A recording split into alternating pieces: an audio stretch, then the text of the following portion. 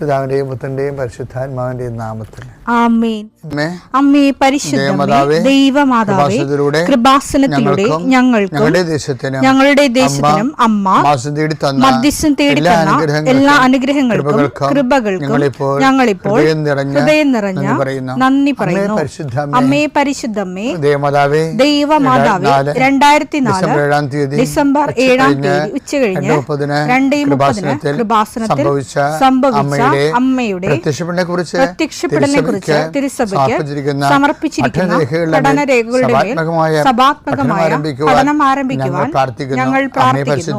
അമ്മേ പരിശുദ്ധമേ, ഭൂസ്വർലോകങ്ങളുടെ രാജ്ഞിയായ അങ്ങേയ്ക്ക് ഭൗമസംരക്ഷണത്തിനായി പ്രപഞ്ചപ്രകൃതിയെ തന്നെ തിരുസഭ പ്രതിഷ്ഠിക്കുവാൻ ഈ പ്രത്യക്ഷീകരണം വഴി ഇടയാക്കണമേ. പരിശുദ്ധമേ, ജപമാല മാതാവേ, സകല കൃപാസനം പ്രാർത്ഥനയോടും ചേർത്ത് ഞങ്ങളിപ്പോൾ പ്രാർത്ഥിക്കുന്ന ഈ കുടുംബത്തിന്റെ പ്രത്യേക നിയോഗം പറ മക്കളെ.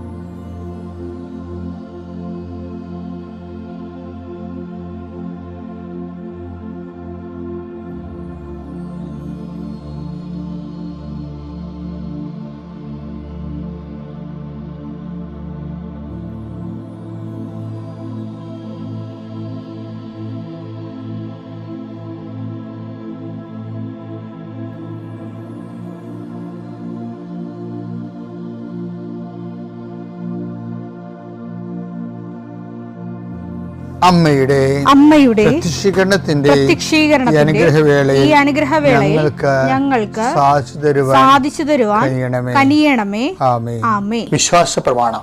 സർവശക്തനായ പിതാവും ആകാശത്തിന്റെയും ഭൂമിയുടെയും സൃഷ്ടാവുമായ ദൈവത്തിൽ ഞാൻ വിശ്വസിക്കുന്നു. അവിടുത്തെ ഏകപുത്രനും ഞങ്ങളുടെ കർത്താവുമായ ഈശോ മിശിഹായിലും ഞാൻ വിശ്വസിക്കുന്നു.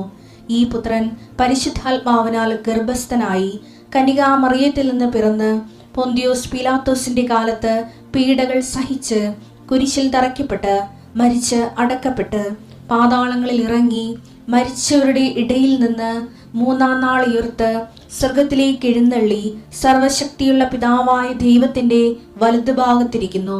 അവിടെ നിന്ന് ജീവിക്കുന്നവരെയും മരിച്ചവരെയും വിധിക്കുവാൻ വരുമെന്നും ഞാൻ വിശ്വസിക്കുന്നു. പരിശുദ്ധാത്മാവിലും ഞാൻ വിശ്വസിക്കുന്നു. വിശുദ്ധ കത്തോലിക്കാ സഭയിലും പുണ്യവാന്മാരുടെ ഐക്യത്തിലും പാപങ്ങളുടെ മോചനത്തിലും ശരീരത്തിന്റെ ഉയർപ്പിലും നിത്യമായ ജീവിതത്തിലും ഞാൻ വിശ്വസിക്കുന്നു. ആമേൻ. സ്വർഗ്ഗസ്ഥനായ ഞങ്ങളുടെ പിതാവേ, അങ്ങയുടെ നാമം പൂജിതമാകണമേ. അങ്ങയുടെ രാജ്യം വരണമേ. അങ്ങയുടെ തിരുമനസ് സ്വർഗത്തിലെ പോലെ ഭൂമിയിലും ആകണമേ. അന്നു വേണ്ടുന്ന ആഹാരം ഇന്ന് ഞങ്ങൾക്ക് തരണമേ. ഞങ്ങളോട് തെറ്റ് ചെയ്യുന്നവരോട് ഞങ്ങൾ ക്ഷമിക്കുന്നത് പോലെ ഞങ്ങളുടെ തെറ്റുകൾ ഞങ്ങളോടും ക്ഷമിക്കണമേ. ഞങ്ങളെ പ്രലോഭനത്തിൽ ഉൾപ്പെടുത്തരുതേ, തിന്മയിൽ ഞങ്ങൾ രക്ഷിക്കണമേ. ആമേൻ. നന്മ നിറഞ്ഞ മറിയമേ, സ്വസ്തി.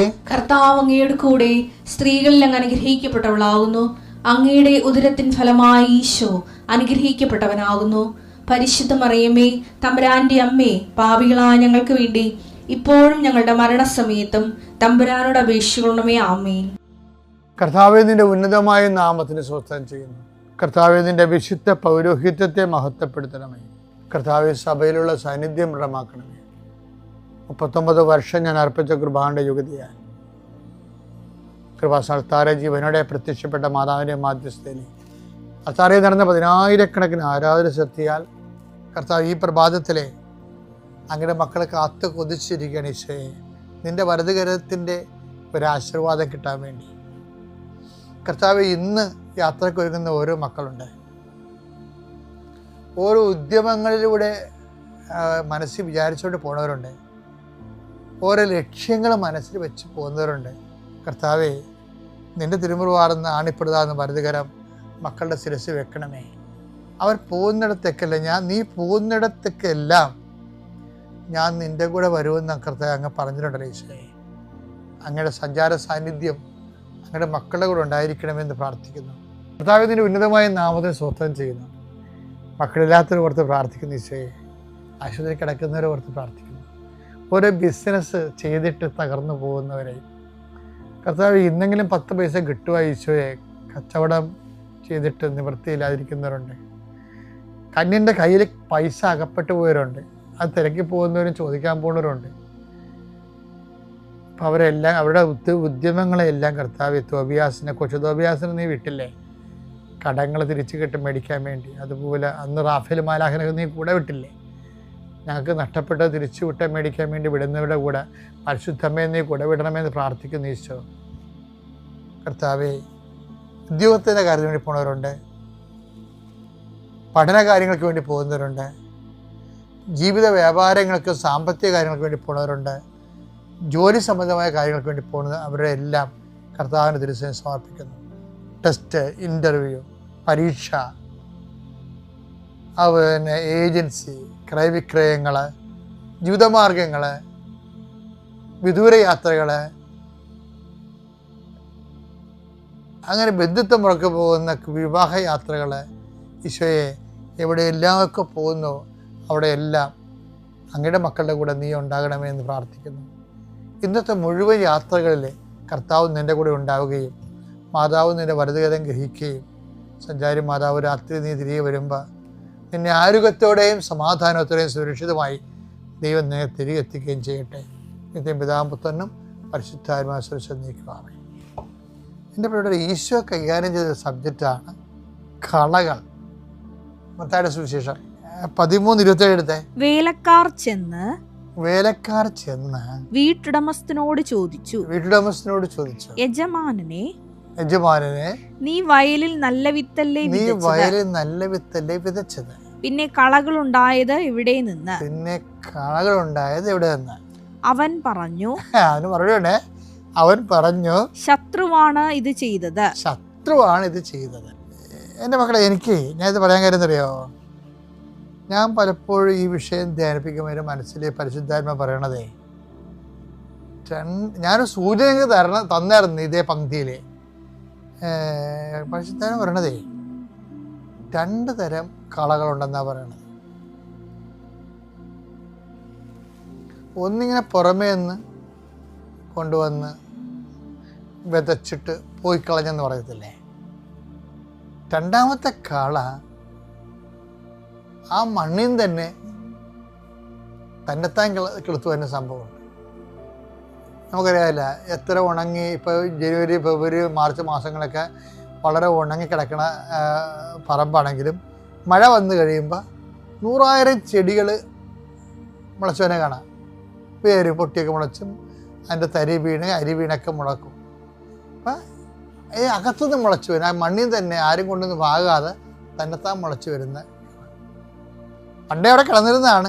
അനുകൂലമായ സാഹചര്യം വന്നപ്പോൾ ആ കള അകത്തുനിന്ന് ആരും കൊണ്ടൊന്നും പാകാതെ അകത്തുനിന്ന് മുളച്ചു വരും. ഈ അകത്തുനിന്ന് മുളച്ചു വന്നാലും പുറത്തുനിന്ന് കൊണ്ടുവന്ന് പാകി പിടിപ്പിച്ചാലും വിള നശിപ്പിച്ച് കളയും. അത് കളയുടെ ഒരു പ്രധാനപ്പെട്ട വിഷയം. ഞാനിപ്പോൾ നിങ്ങളോട് പറയാൻ പോണ ഈ അകത്തുനിന്ന് വരുന്ന കളകളാണ് നമ്മൾ ഏറ്റവും കൂടുതൽ ശ്രദ്ധിക്കേണ്ടത്. ഇപ്പം ഞാനത് കാര്യം പറയട്ടെ, നിങ്ങൾക്കിപ്പോൾ ഒരു അനുഗ്രഹം കിട്ടി വിചാരിച്ചു. ഞാനീ പറയണത് സാക്ഷ്യം പറയാൻ ഒരിക്കലും വൈകരുത്. എന്താ കാര്യത്തെ കളകൾ വളരും അകത്തുനിന്ന്. ഇപ്പം കഴിഞ്ഞ ദിവസങ്ങളിലേ 7 വർഷമായിട്ട് അവർക്ക് മക്കളില്ല,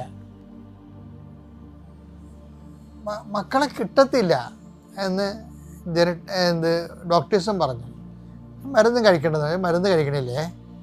പക്ഷെ അവർ ഉടമ്പടി എടുത്തു കഴിഞ്ഞപ്പോൾ അവർക്ക് ഒറ്റ പ്രസവത്തിൽ 1 മാസം തന്നെ കഴിഞ്ഞപ്പോൾ തന്നെ പ്രഗ്നൻ്റായി. അവർക്ക് ഒറ്റ പ്രസവത്തിൽ 3 കുഞ്ഞുങ്ങളെ കിട്ടി. അവരിപ്പോൾ ഒന്ന് സാക്ഷ്യം പറഞ്ഞില്ലെങ്കിൽ എന്ത് പറ്റും? കുറച്ച് കഴിയുമ്പോൾ കളകൾ പണ്ടിതുപോലെ ഈ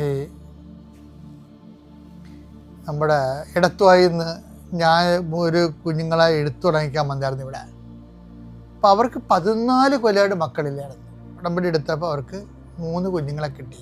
അപ്പം ഞാൻ അവരെ എടുത്തു തുടങ്ങിക്കാൻ വന്ന് കുഞ്ഞിനങ്ങളാണ്. അപ്പം ഞാൻ ഇതുവരെ സാക്ഷ്യം പറഞ്ഞില്ലേ? പറഞ്ഞത് ഞങ്ങൾ വരുവച്ചാന്ന് പറയും, ഇതുവരെ കണ്ടിട്ടില്ല. അതിൻ്റെ സംഭവം അപ്പം അങ്ങനെ വരുമ്പോൾ എന്ന് വെച്ചാൽ അത് ദൈവത്തിനുള്ളതല്ല, അവ ദൈവത്തിന് കൊടുത്തില്ല. അപ്പം എന്താ വിഷയം എന്ന് വെച്ച് കഴിഞ്ഞാൽ,